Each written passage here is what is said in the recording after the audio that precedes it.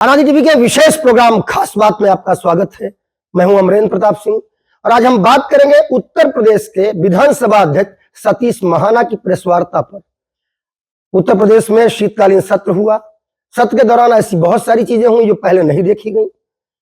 सत्र को समय से पूर्व स्थगित करना पड़ा और वजह थी हंगामा जो कि विधानसभा के अंदर हुआ। सुबह से ही विपक्ष के नेतागण, खासकर समाजवादी पार्टी के नेतागण तख्तियों और बैनरों के साथ आए हुए थे। उन्होंने कहा कि लोकसभा में गृह मंत्री अमित शाह ने बाबा साहब भीमराव अंबेडकर के ऊपर जो बयान दिया है वो बयान अंबेडकर का अपमान है और अंबेडकर हमारे भगवान हैं, हम उनका अपमान नहीं सहेंगे। उत्तर प्रदेश की विधानसभा में पूरे दिन लगभग इस मुद्दे को लेकर हंगामा हुआ और मजबूरन, जैसा कि खुद बताया विधानसभा अध्यक्ष सतीश महाना ने, सत्र को समय पूर्व स्थगित करना पड़ा। और आज अपनी प्रेस वार्ता में उन्होंने एक कड़ा वाक्य बोला और वो वाक्य था, मैं व्यथित तो हूं, थोड़ा नहीं ज्यादा। हमारे साथ मौजूद हैं वरिष्ठ पत्रकारगण जो लगातार उत्तर प्रदेश की विधानसभा की कार्यवाहियों को लंबे समय से कवरेज करते रहे। इन्हें जानकारी है संसदीय परंपराओं की भी और इन्हें जानकारी है नियमों की भी। इन्हें भी पता है कि विधानसभा में क्या होना सुसंगत है और क्या नहीं होना चाहिए। इनसे बात करेंगे। सबसे पहले रतिभान त्रिपाठी सर हमारे सीनियर हैं। सर, आपका स्वागत है अनादि टीवी पर। विधानसभा अध्यक्ष ने आज जब बोला कि मैं व्यथित तो हूं, थोड़ा नहीं ज्यादा, तो फिर जो विधानसभा के अंदर हुआ उस सबसे जोड़ते हुए क्या कुछ बताना चाहेंगे? स्वाभाविक है कि जो घटनाक्रम हुआ, जिस तरह से विरोध हुआ सब विपक्षी दलों की ओर से, और उसमें उनको एक विधायक को बाहर टांग कर बाहर भिजवाना पड़ा मार्शलों के जरिए, तो व्यथित होना स्वाभाविक है, क्योंकि वो भी एक विधायक हैं और वो लंबे समय से विधायक हैं, संसदीय परंपराओं के जानकार हैं और अध्यक्ष हैं। कोई भी अध्यक्ष ये नहीं चाहता कि उसके कार्यकाल में, उसके सत्र के दौरान कोई बवाल हो, कोई उपद्रव हो, कोई छींटाकसी हो या धींगा मुश्ती हो। लेकिन ये हुआ घटनाक्रम और उन्हें मजबूरन सदन को संचालित करने के लिए, संचालन बनाए रखने के लिए सुचारू रूप से उन्हें उस विधायक को टांग कर बाहर भेजना पड़ा। तो व्यथित होना स्वाभाविक है। और लेकिन अब ये भी बात है कि अगर विपक्षी सांसद या कोई भी विपक्षी विधायक या कोई भी विधायक अगर सदन में अपनी बात विधानसभा अध्यक्ष के सामने नहीं रखे तो कहाँ रखे? ठीक है, सदन में बात रखना उन्होंने प्रयास भी किया। उसके बाद जो स्थिति बनी, क्या वाकई स्थिति ऐसी दुरूह हो गई थी कि सदन को समय पूर्व मुख्यमंत्री के बोले बिना, नेता प्रतिपक्ष के बोले बिना, जो संसदीय परंपराओं में जैसा बहुत कम समय मुझे हुआ है, अब सबका बड़ा लंबा अनुभव है, लेकिन मैंने भी जितना पिछले 15 साल 18 साल से उत्तर प्रदेश की विधानसभा को कवर किया, तो मुझे लगता है कि जब अनुपूरक बजट जैसा सेशन होता है तो निश्चित रूप से नेता प्रतिपक्ष अपनी बात रखते हैं और फिर मुख्यमंत्री उसका जवाब देते हैं और उसी के बाद सदन जो है उसमें जनगण मन की स्थिति बनती है। लेकिन जनगण मन हुआ और शोर शराबे के बीच हुआ, तो क्या पहले भी ऐसा होता रहा है और इस हद तक जाना सुसंगत है? नहीं, कुछ चीजें तो पहले बहुत भयंकर हुई हैं। सदन के दौरान खुद विधानसभा अध्यक्ष की नाक में छिल्ली बिल्ली हो गई, खून रक्तपात हुआ। केसरीनाथ त्रिपाठी इसी सदन में घायल हुए थे और समाजवादी पार्टी के लोगों ने ही घायल किया था, ये भी सच है। पर ये बात भी सही है कि विधानसभा अध्यक्ष को या किसी भी जो भी विधायक अपनी बात उठाता है, जो सदन का सदस्य अपनी बात उठाता है, उसकी बात सुनी जानी चाहिए। अनर्गल बात है तो उसे शांतिपूर्ण तरीके से उसे शांत कराना चाहिए या उस व्यक्ति को शांत भी होना चाहिए। उपद्रव करना, विधानसभा में मारपीट करना, किसी की नाक तोड़ देना, माइक उठाकर फेंक देना, ये उचित नहीं है। आपको याद होगा कि माइक तोड़कर फेंके गए थे, कई लोगों की नाक जब टूटी थी तो विधानसभा की नाक से खुद खून बहा था। उसके बाद ही कुछ व्यवस्था बदली और विधानसभा के माइक वगैरह बदले गए, वो प्लास्टिक का सिस्टम किया गया जिससे कि किसी को बहुत चोट ना लगे, इस तरह की स्थिति खड़ी की गई। कुल मिलाकर ये कि विधानसभा जो सदन चला वो ठीक चला, पर थोड़ा सा जो ये उपद्रव हो गया, स्वाभाविक रूप से विधानसभा अध्यक्ष के मन को व्यथित होना स्वाभाविक है। इसमें कोई नई बात नहीं। मैं आपसे आग्रह करूंगा, एक संवेदनशील सदस्य हैं, इसलिए उन्हें लगा कि वो व्यथित हुए। वो ये भी कह सकते, आक्रोश में भी बात कह सकते थे कि नहीं उनका आचरण ऐसा ही था। उन्हें लगा कि नहीं, वो भी विधायक हैं और मैं भी विधायक हूँ, मैं सदन के मैं पीठासीन हूँ, तो मैं उनका मैं समान उनके अधिकार, दोनों के अधिकार समान है। विधायक वो भी हैं, पीठासीन हूँ, इसलिए मैं बड़ा हूँ, तो मुझे इस लेवल तक जाना चाहिए नहीं जाना चाहिए, शायद ये सोचकर उनका मन मतलब उनके शब्दों का संतुलन जो था, उनके बड़प्पन का द्योतक था, वो दूसरी भाषा में ही बात कह सकते थे। ठीक है रतिहंस से मैं आपसे कहूंगा कि भास्कर दुबे जी हैं हमारे साथ में, वरिष्ठ हैं, उन्हें माइक आईडी दें। भास्कर सर, विधानसभा अध्यक्ष ने अपने प्रेस नोट में लिखा है कि उत्तर प्रदेश विधानसभा को पिछले लगभग 3 वर्षों से मैंने निर्बाध रूप से एवं बिना किसी व्यवधान के संचालित करने का प्रयास किया है। राजनीतिक जीवन में मेरा जो भी अनुभव है उसको सारांशतः मैंने विधानसभा संचालित करने में प्रयोग किया है। इसमें मैं काफी हद तक सफल भी रहा, लेकिन पिछले सत्र में जो कि कल ही समाप्त हुआ है, कतिपय ऐसी व्यवस्थाएं व्यवधान दृष्टिगोचर हुए जो कि संसदीय लोकतंत्र के लिए निराशाजनक। क्या कहना चाहेंगे? अमरेंद्र, परिस्थितियां ऐसी बनी क्यों, इस पे चर्चा कीजिए। ये बात जानने की है परिस्थिति बनी क्यों। मंडल कमीशन लागू होने के बाद और प्रदेशों में क्षेत्रीय छत्रपों का उभार हुआ, कांग्रेस का जो संयुक्त वोट बैंक था, कुछ पिछड़ा, टोटल मुस्लिम, टोटल दलित, इसमें बिखराव आया मंडल कमीशन के बाद जी। जो अमित शाह जी ने बयान दिया, जिसकी एक क्लिप इन्होंने निकाली और उसको वायरल किया, सब कुछ मतलब आप ये समझिए लखनऊ से लेकर दिल्ली तक जो घमासान मचा हुआ है, सब दलित वोटों की फसल को काटने को लेकर सारा झगड़ा है। इसमें विधानसभा नहीं चली और अध्यक्ष बड़े व्यथित हो गए और वहां अनुराग ठाकुर सत्ता पक्ष, मतलब कई इतिहास कायम हुए हैं कल, बिल्कुल कई इतिहास कल का मतलब सत्ता पक्ष संसद में धरना दे रहा है, कभी नहीं हुआ इतिहास में ऐसा। और मारपीट का इतिहास तो बनाने वाली हमारी गौरवशाली उत्तर प्रदेश की विधानसभा है। यहीं से शुरुआत हुआ, जो आज पूरे देश में बीज बिखरे हुए हैं, सबसे पहली मार यहीं हुई थी।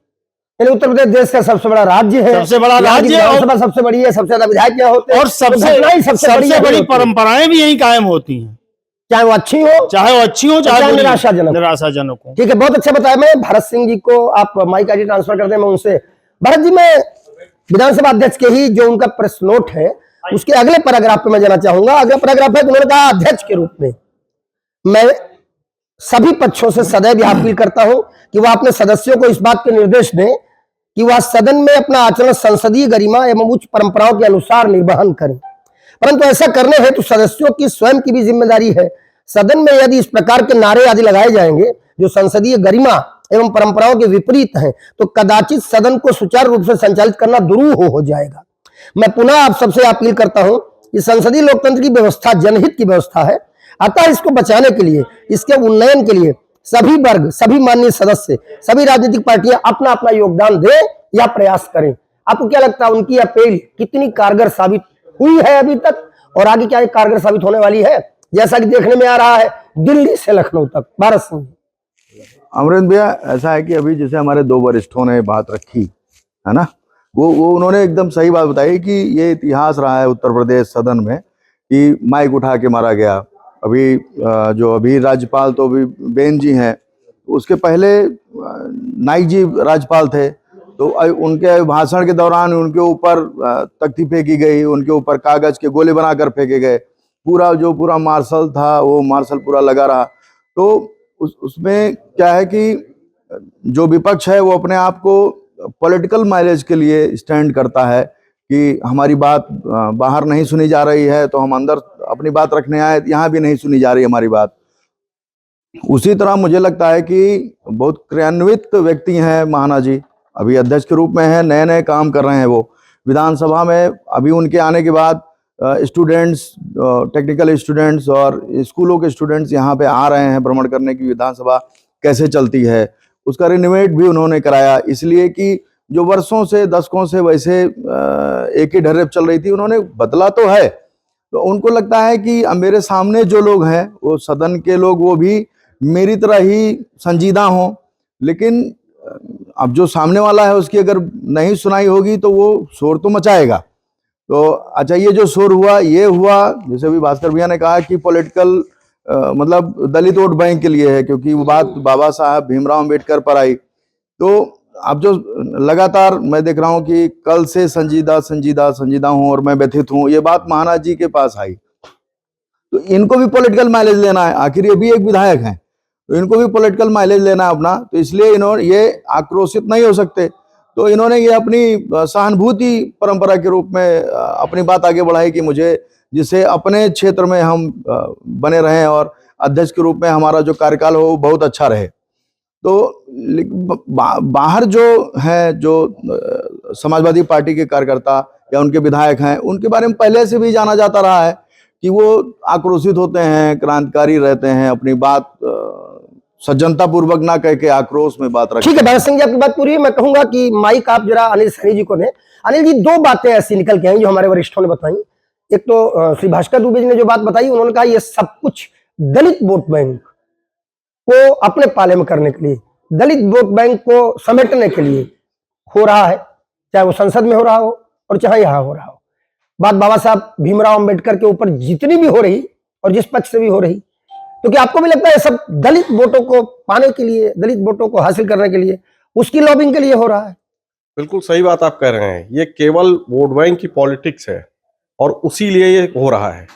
इसके पीछे कोई और तथ्य नहीं है, केवल वोट बैंक की राजनीति हो रही है। नहीं, जैसे लोकसभा में जो बयान अमित शाह ने दिया, उन्होंने एक बयान दिया, उनका बयान जो था हम सबने सुना पढ़ा, उनका बयान था कि एक फैशन बन गया है, अंबेडकर अंबेडकर अंबेडकर अंबेडकर 6 बार कहा उन्होंने। और फिर उन्होंने कहा इतनी बार अगर भगवान का नाम लिया होता तो 7 बार स्वर्ग चले जाते। फिर उसके बाद अचानक हो हल्ला और इस हद तक कि पूरे देश में प्रदर्शन। कांग्रेस को अंबेडकर जी बहुत अच्छे लगने लगे, बहुत अंबेडकर जी की चिंता होने लगी। वो कांग्रेस जो लंबे समय तक शासन में रह के अंबेडकर को भारत रत्न नहीं दे पाई, भारत रत्न भारतीय जनता पार्टी ने दिया अंबेडकर को। वो कांग्रेस जिसके पहले प्रधानमंत्री ने अंबेडकर के खिलाफ चुनाव करवाया, चुनाव में प्रचार किया, उन्हें हरवा दिया, ऐसा जानकार बताते हैं। उस कांग्रेस को आज अंबेडकर बहुत प्यारे लगने लगे, बहुत आदरणीय लगने लगे, उनका अपमान कांग्रेस को बहुत चुभने लगा। और समाजवादी पार्टी उत्तर प्रदेश में, जिनके बारे में कहा जाता है कि उनके कार्यकाल में सबसे ज्यादा मुकदमे उन जाति विशेष पर लिखे गए जो अंबेडकर को मानने वाले कहे जाते हैं, सबसे ज्यादा अंबेडकर की मूर्तियां भी उन्हीं के समय तोड़ी गई, ऐसा भी बताते हैं जानकार। उन्हें भी अंबेडकर बहुत प्यारे लगने लगे, दर्द होने लगा। और भारतीय जनता पार्टी करती है अंबेडकर हमारे लिए गौरव का विषय है, अंबेडकर हमारे लिए आदर का विषय है। भारतीय जनता पार्टी के नेतागण कहते हैं कि अंबेडकर का सम्मान हमसे ज्यादा किसी ने किया। तो आपको क्या लगता है ये जो पूरा संघर्ष है, इसके पीछे वजह क्या है? इसके पीछे आने वाला जो 27 है, इसकी वजह जो है सेम बस केवल वही है। और हर पार्टी लगी हुई है उत्तर प्रदेश में किस तरह से अपनी सरकार बहुमत की बनाई जाए और भारतीय जनता पार्टी को गिरा के। यानी सदन में जो हुआ वो 27 का ट्रायल है। यस, ठीक है, मैं आपसे आवेदन करूंगा कि ये माइक आईडी जरा इधर पहुंचाए और मैं इधर बात कर लेता हूं। डीपी शुक्ला हमारे वरिष्ठ हैं। डीपी सर, सदन में कल भारी हंगामा, सवाल हम लोगों को भी लग रहा था कि भाई हंगामा है क्यों बरपा। तो शाम वाली दवाई की भी बात हुई सदन में, तो वो जोड़ सकते हैं आप अपने तरीके से। लेकिन ये जो लोकसभा से और उत्तर प्रदेश की विधानसभा तक देखने को मिला, विधानसभा का समय पूर्व स्थगन हुआ, इन सब के पीछे। और सतीश महाना जी का अगला जो उनके प्रेस नोट में जो स्टेंजा है वो है कि विधायिका यदि स्वयं अनियंत्रित होगी तो अनियंत्रित विधायिका कार्यपालिका को नियंत्रित नहीं कर पाएगी। संविधान के सुसंगत प्रावधानों के अनुसार कार्यपालिका विधायिका के प्रति उत्तरदायी होती है। प्रक्रिया नियमावली के विभिन्न प्रावधानों में ऐसी व्यवस्थाएं हैं जिसमें विधायिका कार्यपालिका से जनहित के कार्यों का लेखा जोखा ले सकती है। परंतु यदि विधायिका स्वयं में अव्यवस्थित हो अथवा जनहित के मुद्दों पर बहस आदि ही नहीं करेगी तो कार्यपालिका के उत्तरदायित्व का परीक्षण कैसे होगा? देखिए अमरेंद्र जी, जहाँ तक आपने अभी कहा उत्तेजना की बात, तो सदन में जब सदन चलता है तो उत्तेजना नहीं होनी चाहिए, अपनी बात लोग शांतपूर्वक बात करनी चाहिए। और जो अभी उत्तर प्रदेश के सदन में देखा गया उत्तेजना में, तो जितना विपक्ष उत्तेजित था उतना उससे कम आक्रामक सतीश महाना साहब नहीं हुए। उन्होंने भी कहा कि विधायकी छीन लूंगा या इस टाइप का जो शब्द कहा, वो भी जहाँ तक हमारे हिसाब से हमारा अपना मानना है नहीं ऐसा होना चाहिए। और वो गार्जियन हैं, विधानसभा अध्यक्ष हैं, और ना इधर विपक्ष वाले में भी कुछ संयमित रहे ना उधर से भी कोई संयम बरता गया। और सदन के लिए और सदन में इस टाइप की बात अशोभनीय है। सबको अपनी बात कहने का अपना अधिकार है, लेकिन एक संयम रखते हुए रखना चाहिए संयम। लेकिन डीपी शुक्ला जी, आपको क्या लगता है इसके पीछे असल वजह क्या थी जो विधानसभा में हुआ कल? जैसा इन लोगों ने कहा कि आपको भी लगता है कि असल वजह कुछ और ही है पीछे? अभी आपने कहा कि जो दिल्ली में चला अंबेडकर, और यहाँ भी कुछ उसका रूप देखा गया। तो कहीं न कहीं वोट बैंक की बात आती है। वोट बैंक की बात आती है। वोट बैंक के लिए राजनीतिक दल क्या कर जाए कुछ, ये तो हमसे बेहतर अमरेंद्र जी आप भी जानते हैं। जो कि ठीक है, वोट बैंक, वोट से ही राजनीति आगे बढ़ती है, चमकती है, दमकती है, ठीक बात है। लेकिन क्या वोट बैंक के लिए ऐसी संसदीय संस्थाएं जहां जनहित की बात होती है, जनता की बात होती है, साफ साफ इसमें लिखा है कि विधायिका ही कार्यपालिका को डायरेक्ट करती है, कार्यपालिका को कार्य देती है, कार्यपालिका विधायिका के अनुसार चलती है। लेकिन जब संसदीय परंपराओं को ही तोड़ा जाएगा और विधायिका ही चल नहीं पाएगी व्यवस्थित तरीके से, तो कार्यपालिका कैसे कार्य करेगी? आपको लगता है वोट बैंक के लिए यहां तक जाना उचित है? राजनीति को इतना बड़ा बिल्कुल नहीं जाना चाहिए। मैंने पहले कहा ना कि अपनी बात संयम पूर्वक से कहना चाहिए उनको, और जो सदन में हुआ वो बहुत गलत हुआ, नहीं होना चाहिए। और हम लोग नहीं, इसका देश में बड़ा गलत असर जाएगा। गलत असर जाएगा। ठीक है, गंगेश मिश्रा जी को मैं कहूंगा, माइक आगे दे। गंगेश जी, बहुत सहज भाव से, मेरा सवाल सिर्फ इतना है कि जो हुआ क्या वो आवश्यक था, और क्या उसके बिना काम नहीं चल सकता था, और जो हुआ उसके पीछे असल वजह आपको क्या लगती है? अपने भैया मैं आपको बताना चाहता हूँ कि जो अभी आप अम्बेडकर हो रहा था, गृह मंत्री महोदय के बयान में कहीं ऐसा नहीं बोला गया है कि जो 6 बार भी आप ही ने बोला कि अम्बेडकर उनका बोलने का सेंस ये था कि गोस्वामी तुलसीदास ने अपने रामायण में भी लिखा, जाकी रही भावना जैसी प्रभु मुहूर्त देखी तिन तैसी। उनका कहने का मतलब है अम्बेडकर एक महापुरुष है, ना कि भगवान है। उन्होंने एक तुलनात्मक बयान दिया था ना, वो आदमी किस सेंस में लेता है वो सामने वाले के ऊपर है। उनका बोलने का वहां सेंस गलत नहीं था। अच्छा, जिन लोगों ने दूसरे सेंस में लिया और अब देश भर में कह रहे हैं अम्बेडकर का अपमान है, और देश भर में प्रदर्शन कर रहे हैं, उत्तर प्रदेश विधानसभा में प्रदर्शन हो रहा, हंगामा बरपा, इतना बरपा कि सदन को तो समय पूर्व स्थगित होना। उसको इसलिए उन्होंने भुनाने का प्रयास किया, दलित वोट पे काबिज हो, जो हमारे हाथ से निकलता हुआ जा रहा है, फिसलता जा रहा है, इसलिए अम्बेडकर को भारत रत्न देने का कार्य भारतीय जनता पार्टी ने किया है।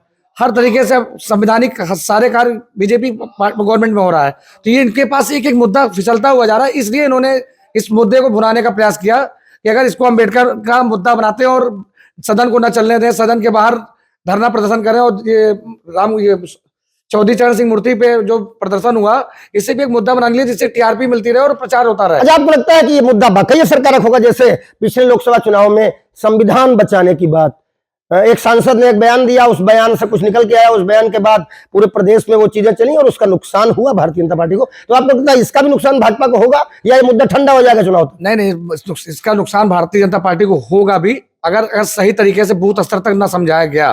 इसलिए गृह मंत्री का बयान पर गृह मंत्री की प्रेस कॉन्फ्रेंस भी हुई। ऐसा नहीं, दोबारा गृह मंत्री महोदय ने प्रेस कॉन्फ्रेंस के माध्यम से पूरा ब्रीफ किया कि मैंने अम्बेडकर को कोई गलत शब्द नहीं प्रयोग किया है, मेरे द्वारा इस सेंस में कहा गया, पूरी चीजें ब्रीफ की गई। परंतु उसके बाद भी ये लगातार घटनाएं हो रही, जैसे कल जो मेंबर ऑफ पार्लियामेंट में जो घटना हुई है, राहुल गांधी पे आरोप लग रहा है कि धक्का दे दिया और सांसद गिर गए और चोट लगी। राहुल गांधी कह रहे हैं उन्होंने मुझे धक्का दे दिया, जबकि जांच का विषय, वहां सीसीटीवी कैमरे लगे, इत्यादि लगे हैं, ये जांच एजेंसियां अपनी जांच कर रही हैं। लोग उस पर भी एक नया मुद्दा बनाने की कोशिश कर रहे हैं कि यहाँ लखनऊ से लेकर दिल्ली तक एक नया मुद्दा तैयार कर दिया जाए और सड़क पर जाम लगता रहे, उसको आम आदमी झेलता रहे। रजा रिजवी जी, आपसे मेरा सीधा सवाल है कि विधानसभा अध्यक्ष ने कल तो कुछ नहीं कहा, लेकिन ऐसे ऐसा नहीं बताया। आज उन्होंने इशारों में और साफ भी, जब बाद में सवाल हुआ उनसे कि आप पूरा कर दें उस बात को, तो उन्होंने कहा मैं व्यथित तो हूं, और थोड़ा नहीं ज्यादा। ये अलग बात है कि मैंने वहां जताया नहीं, मगर तू ये ना समझ तूने दिल दुखाया नहीं। किसके लिए थी वो बात? देखिए, सतीश महाना जी बहुत ही शानदार शख्सियत है और बहुत अच्छे इंसान हैं, दिल के बहुत अच्छे हैं वो। इसलिए जब उनको ये लगता है कि जो है कोई हम ऐसी बात कह के आ गए हैं सदन में, और वो बात जो हमने कही उस बात पर लोगों ने जो है ठीक से अमल नहीं किया, तो जाहिर सी बात है जब एक विधानसभा का अध्यक्ष कोई ऐसी बात कहेगा जो गरिमापूर्ण बात कहेगा और उसको सदन के लोग उसको नहीं मानेंगे, खासकर विपक्ष के लोग नहीं मानेंगे, तो व्यथित होना लाजमी है। ये ऐसा नहीं है। कल आप समझिए जो अंबेडकर जी की जो फोटो लेके गए, फोटो उल्टी फोटो ले ली, कहा भी उन्होंने फोटो उल्टी के लिए कि भाई आप फोटो अंबेडकर जी का जो है आके रेल में प्रदर्शन कर रहे हैं, फोटो उल्टी लिए हुए हैं। कई बार उन्होंने कहा, देखिए ऐसा है, कल ये समाजवादी पार्टी जी के स्टडी बना के आए थे। कल बहुत दो महत्वपूर्ण चीज था, पहले से ही तैयारी थी।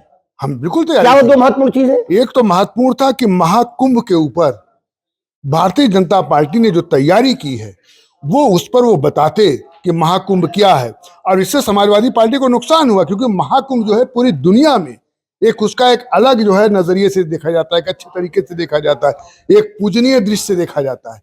तो उसको आपने कहा दूसरे मुख्यमंत्री का सपा के किसी विधायक ने किसी रिपोर्टर से ये अनऑफिशियल कहा भी कि हमारे नेता के निर्देश है कि इनको सुनना नहीं है हमको।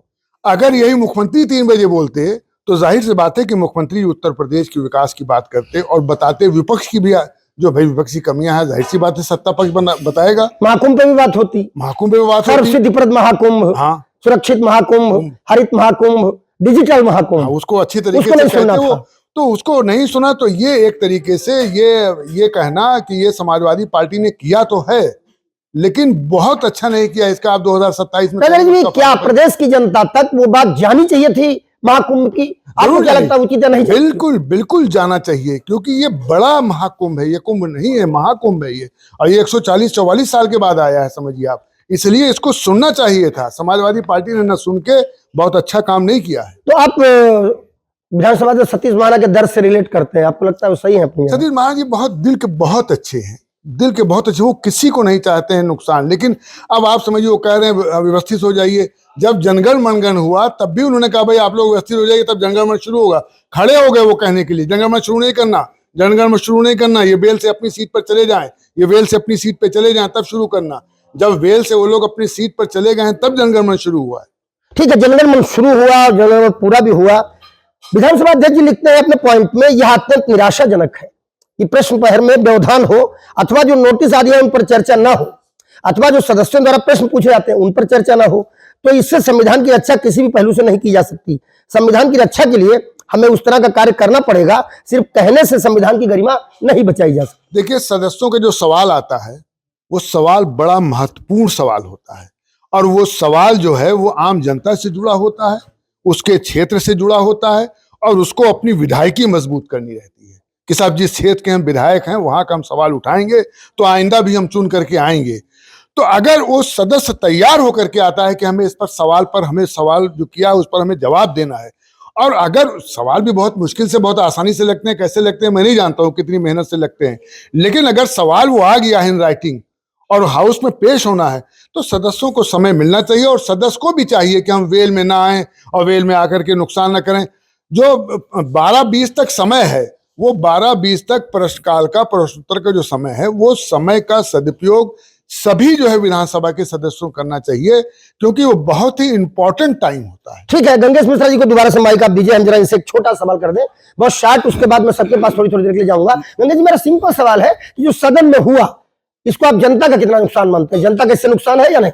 जनता का ही तो नुकसान है, कि छोटी छोटी बातें जो विधायक तक पहुंचाई जाती हैं, आदमी अपेक्षा करता है विधायक जी जाएंगे, सदन में मुद्दा उठेगा और कुछ नया बजट आएगा, कुछ विकास होगा, सड़कें बनेंगी, नाली बनेगी, इत्यादि जिस प्रकार की समस्याएं क्षेत्र की होती हैं, कि भाई हर चीजें विधायक निधि से नहीं पूरी की जा सकती हैं, कुछ चीजें अलग से भी बजट चाहिए, तो वो चीजें आप सदन के माध्यम से ही उठाते हैं। और रही बात अभी हमारे सीनियर रिजवी सर ने कहा कुंभ महाकुंभ के बारे में, तो मैं महाकुंभ में बताना चाहता हूँ कि विपक्ष द्वारा ही एक दिन पहले चर्चा की मांग की गई थी, और जिसपे हमको ऐसा प्रतीत होता है कि विपक्ष के ही विधायक अपने स्तर पर नेता विरोधी दल द्वारा आपस में वार्ता करके कुंभ की पर चर्चा कराई जाए, ये लिख के मांग करने के बाद खुद ना चर्चा करना और चर्चा से भागना, ये ऐसा लगता है कि ऊपर के इनके नेताओं से आपस में तालमेल नहीं रहे।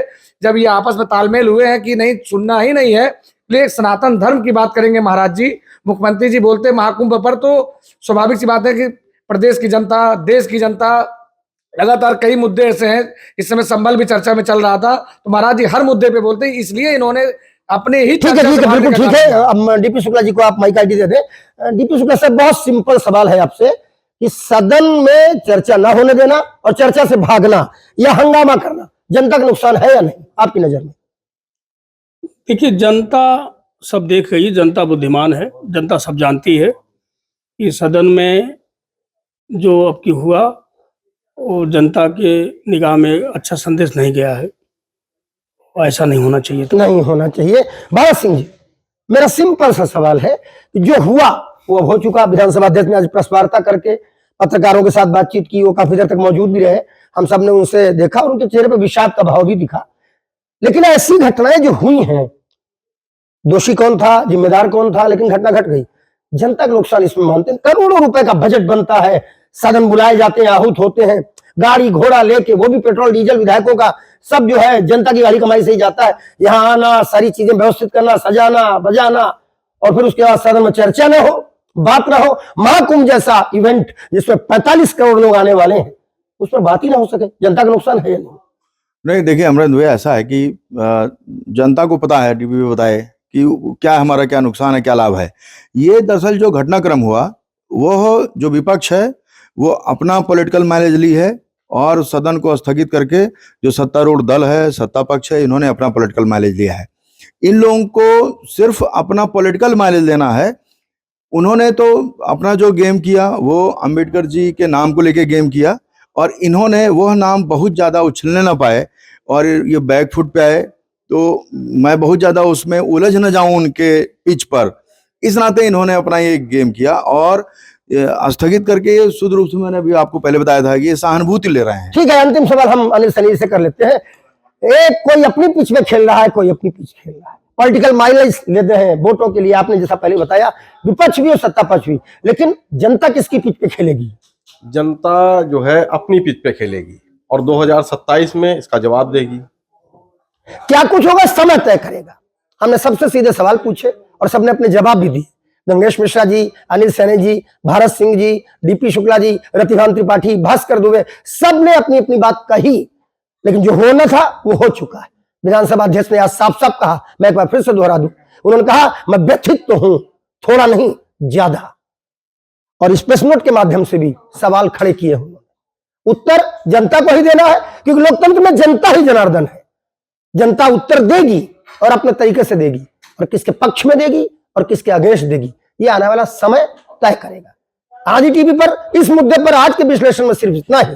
जल्दी हम जनता की किसी और मुद्दे पर बात करेंगे और ऐसे ही विशेषज्ञों से पूछेंगे आपकी बात। तब तक के लिए अमरेंद्र प्रताप सिंह, नमस्कार। अगर आप इस वीडियो को YouTube पर देख रहे हैं तो चैनल को सब्सक्राइब करें और बेल आइकन दबाना ना भूलें। अगर Facebook पर देख रहे हैं तो चैनल को लाइक करें।